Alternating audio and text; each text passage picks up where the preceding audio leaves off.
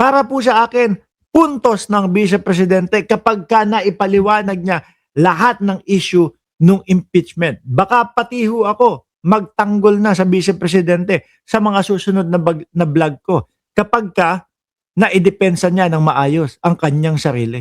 O di ho ba? Totoo naman niya. For sure, pati ho kayo. Kaya lang, lagi natin sinasabi, wala tayong naririnig na depensa o wala tayong naririnig na pagpapaliwanag sa kanila. Sa kanilang inihaing petisyon in intervention, nais nilang makabahagi sa kaso dahil ang magiging desisyon ng Supreme Court kung hahayaan o pipigilan ang impeachment proceedings sa Kamara ay may epekto umano sa kanilang constitutional interest bilang mga Pilipino. Dagdag pa nila, Bakit? hindi mapapabagal Mukhang walang TRO, mukhang tutuloy-tuloy yung impeachment. Sabi ni Joel Q na si Reza po, sarap sumapak ng DDS.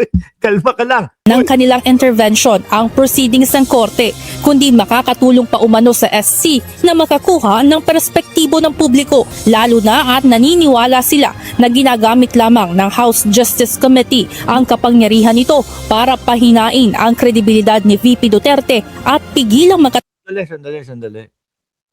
Mga boss, 17. Kung sino man kayong mga hinayupa kayo na 17 kayo.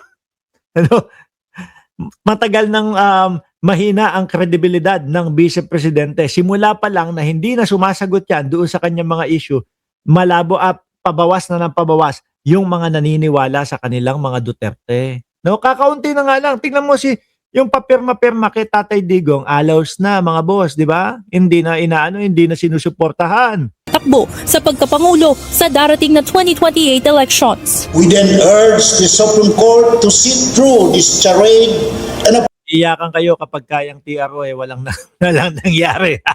uphold the Constitution. The people deserve accountability, not politically motivated witch hunts just to pin down Vice President Sara Duterte. Politically motivated? Ang laging ang nakikita ng taong bayan na namumulitika yung kampo ng mga Duterte?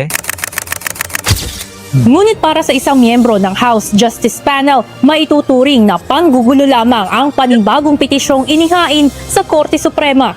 Totoo naman po mga kababayan Ang yayabang po nila nung na-archive na po yung unang impeachment. Kesyo ang sinasabi nila, hinihintay nga namin yan. Ready na kami magpaliwanag Kaso hindi na tuloy na archive kaya sa susunod na lang. Eto, pagkakataon na naman na magpaliwanag sila. Nasaan yung yabang? Wala na naman, Humihingi ng saklolo sa Supreme Court para ipahinto. At dahil nga siguro hindi matutuloy o hindi maibibigay yung TRO ng Supreme Court, kaya merong 17 na sugo ni Sara para humadlang doon sa impeachment. Di ba? Ganyan sila mga kababayan. Ayaw nilang mauumpisahan o ayaw nilang malalabasan ng ebidensya ang Vice Presidente. Dahil po, pagka nag-umpisa na, iyan, mukhang mahirap na patayin ang apoy, mga bossing. Kung eto nga po, wala pang pag-uumpisa Lusaw na sila Yung pakaya na maumpisahan pa po yan. Tingin ko nagsasayang sila ng papel Yun yung una. Kasi wala naman silang dinagdag na bago dito po sa bagay na ito. At lagpas pa ho rito, ay wala ho silang dinagdag na kahit anong punto. Sa totoo lang. So, tingin ko... Wala yan. Sumusubok lang yan. Baka makatsamba na maipahinto yung impeachment. Yan lang naman po yan, Congressman Redon At isa pa po sa kinatatakutan nila, ang tingin ko ho, mga kababayan, yung pagpayag ng korte, inaalaw si Ramil Madriaga, mga bossing, na mag-testify doon sa impeachment ng Vice Presidente. Etong tao na ito, mga boss chief sir, ay patuloy nilang ididinay na kakilala ng Vice Presidente. Annette Dizon, shout out sa iyo from Hong Kong. Ayan, courts allow Madriaga to testify in impeachment proceedings. Madami pong sasabihin ito. Mukhang madami pong nalalaman mga kababayan. Pati ho yung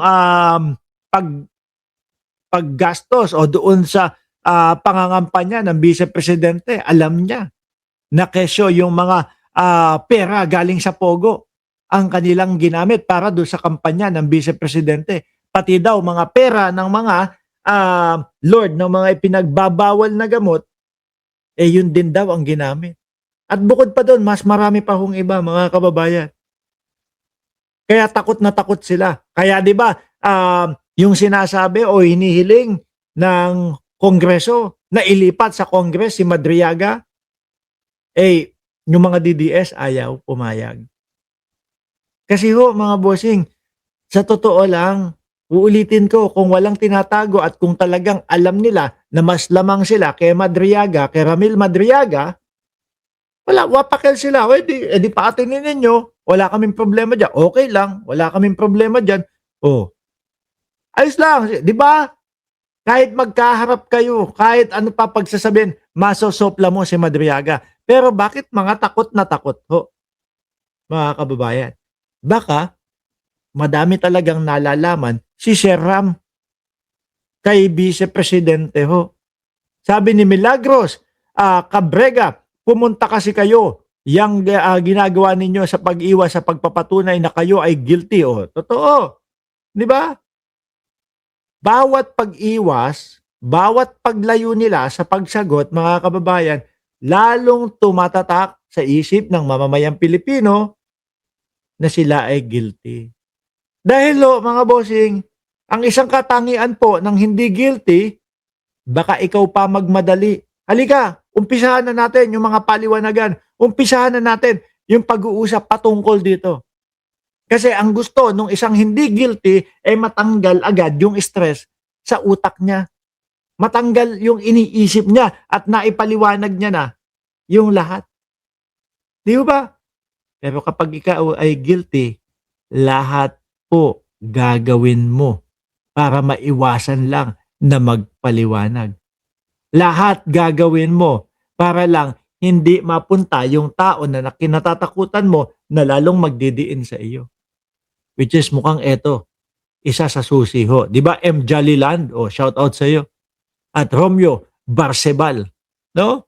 Kailan mo maaari na magharap? No? Kailan ho maaari maghaharap ang Vice Presidente at si Kuya Ram Madriaga o Sir Ram Madriaga?